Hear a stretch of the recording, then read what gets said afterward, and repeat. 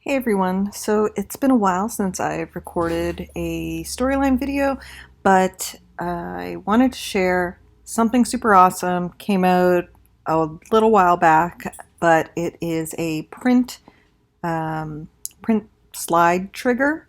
So previously, if you wanted to say have a certificate of completion in storyline that the users could then hit a button, print the slide, you'd have to do a trigger that executed JavaScript and add some JavaScript to either take a screenshot, or you could do a more complex print certificate functionality with some HTML and all of that jazz. Now, if you want to print a slide, all you have to do is create your slide and then add a button. So we're just going to add a button right here, and we're going to call it print certificate. Bump up the font size. Cool. So now we've got a button, and then what I want to do is create a new trigger.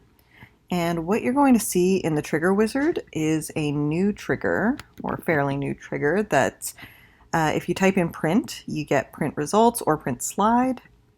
You want to print the slide when the user clicks button 1. So that's how easy it is to create a print slide functionality in Articulate Storyline now. No more JavaScript, the functionality is built in.